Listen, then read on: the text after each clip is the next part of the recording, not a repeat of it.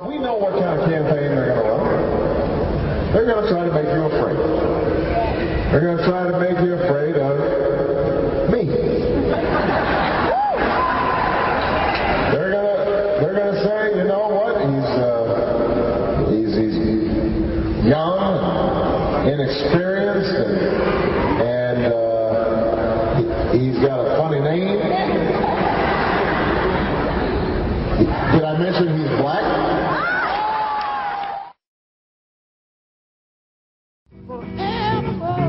Flashback to 2004. Barack Obama had just won a landslide victory to become Illinois' next U.S. Senator.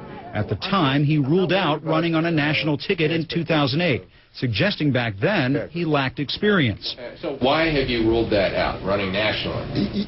You know, I am a believer in knowing what you're doing when you apply for a job. And I think that if I were to seriously consider running on a national ticket, I would essentially have to start now before having served a day in the Senate.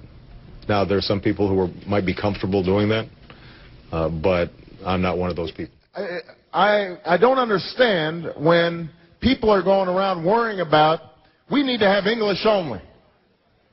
They want to pass a law. We want English only. Now, I agree that immigrants should learn English. I agree with that. But understand this. Instead of worrying about whether immigrants can learn English, they'll learn English. You need to make sure your child can speak Spanish. I've got two daughters, 9 years old and 6 years old. I'm going to teach them, first of all, about values and morals. But if they make a mistake, I don't want them punished with a baby. I don't want them punished with an STD. But the truth is that our challenge is to get people persuaded that we can make progress when there's no evidence of that in their daily lives. When you go into some of these small towns in Pennsylvania, like a lot of small towns in the Midwest, you know, the jobs have been gone now for 25 years and nothing's replaced it. And they've gone through the Clinton administration and the Bush administration, and each successive administration has said that somehow these communities are going to regenerate, and they have not. So it's not surprising then that they get better and they cling to guns or religion or antipathy towards people who aren't like them, or anti-immigrant sentiment, or anti-trade sentiment, and a way to explain their frustrations. Now, these are in some communities.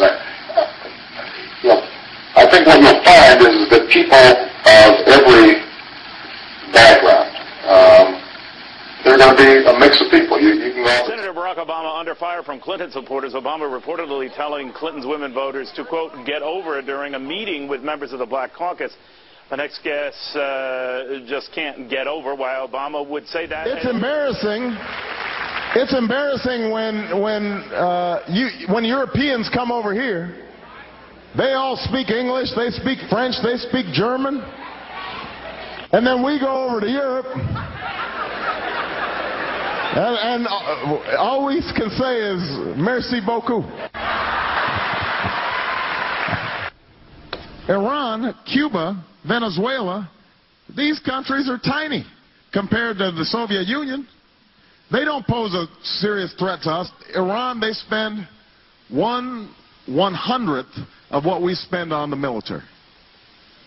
I mean, if Iran ever tried to pose a serious threat to us, they wouldn't stand a chance. Iran is a grave threat. It has an illicit nuclear program. It supports terrorism across the regions and militias in Iraq.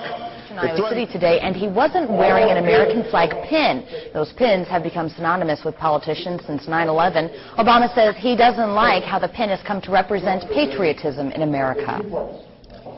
I decided I won't wear that pin on my chest. Instead, I'm going to try to tell the American people what I believe will make this country great, and hopefully that will be a testimony to my people. She is typical white person.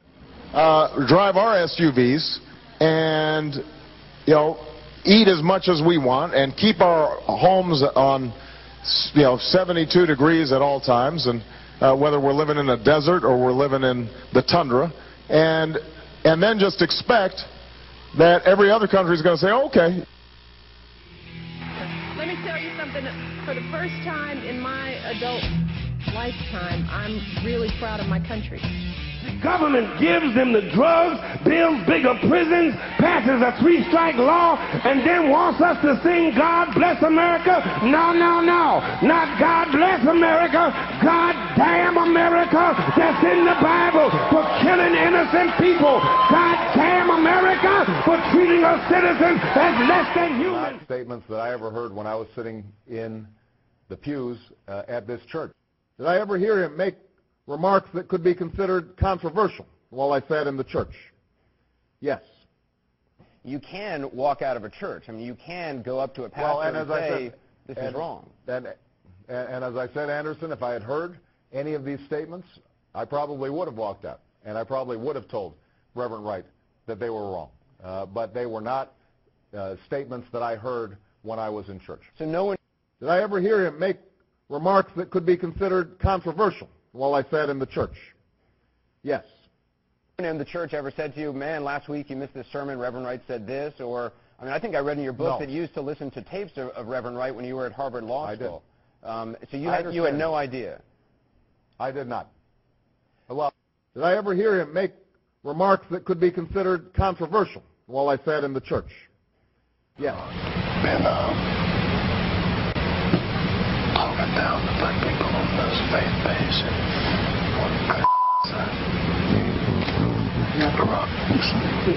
talking down to black people.